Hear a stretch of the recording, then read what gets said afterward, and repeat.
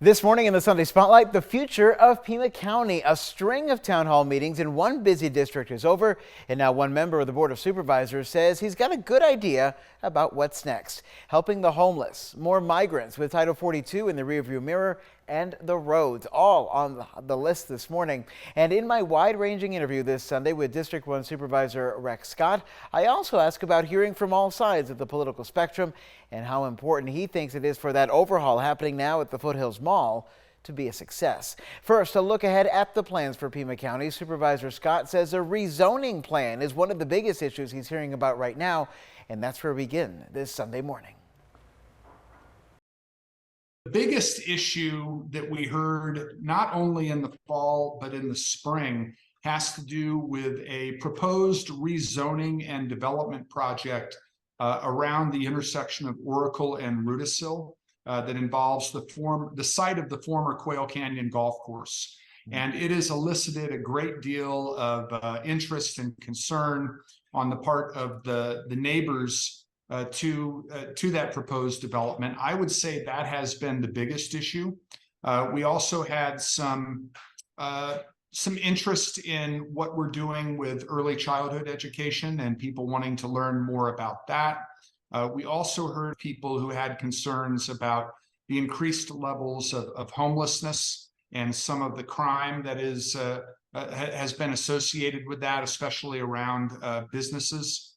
And because District 1 is mostly unincorporated and the county is responsible for roads in the unincorporated portion of the county, we always hear from people who have questions, concerns about our road repair and maintenance program.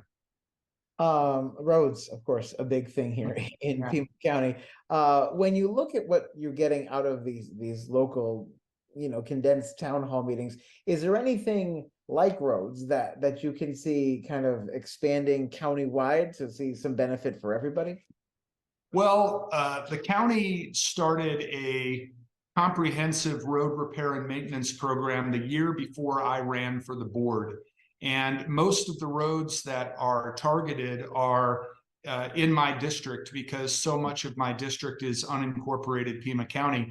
But there are also two other supervisor districts, District 3 and District 4, that also have a lot of unincorporated land. So certainly making sure that that program always has the resources and support that it needs is of great interest to more than just my office. You had mentioned in these town halls that you hear from the Republican Party folks. Sure.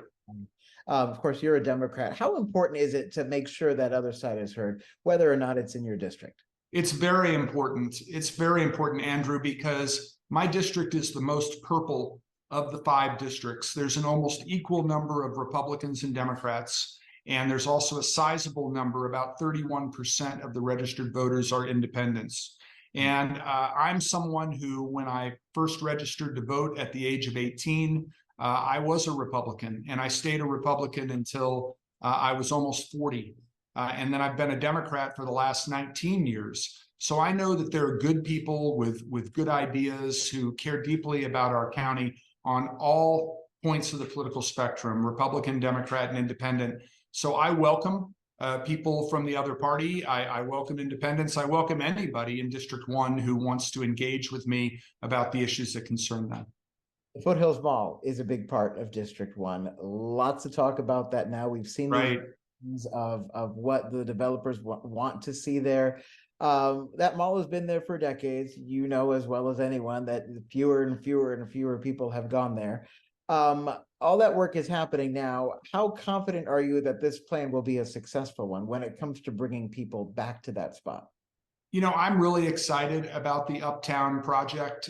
It was approved by the previous Board of Supervisors, so it was already in the planning stages when I was elected to the board. I think the mixed use of residential and hotels and restaurants and shopping, I think it's going to be something very unique for our area, but not unique in this country.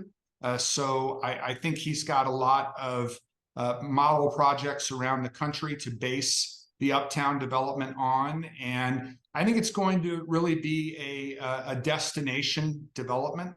not just for people in District 1, but for all over the county, based on the different reasons people are going to have to want to go there. How important do you think it is, as a supervisor of that district in that spot, that this work?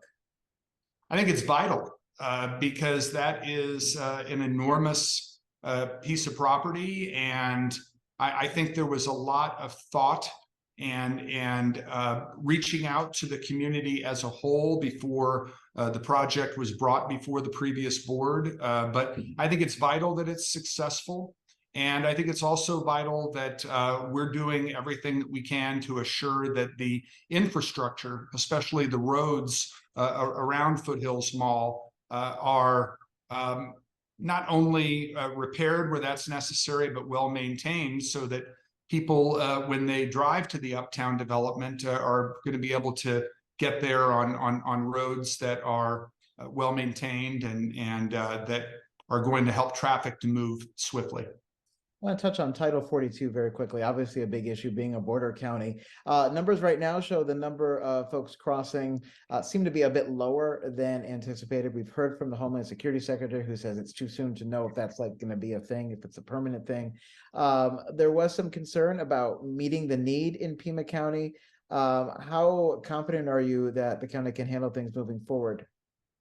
I feel very good about what we have done to prepare for this. As you indicated, it's a very dynamic situation where that can change from not just day to day, but hour to hour. We are hoping on having better communication from Customs and Border Patrol in terms of when releases are happening and how many people we can anticipate. We can handle right around 1,000 people in all of the facilities that the county has. Supervisor Scott goes on to tell me his best days on the job when he's out listening to the folks he serves. He says those are one of the best ways to be productive moving forward. That is all the time for this week's Sunday Spotlight. Join me here again next week at 6 a.m. when we dig into those deeper issues politically, the ones impacting your wallet and your family. I'm Andrew Capasso, 13 News Live this morning with Sabria. Continues after this quick break.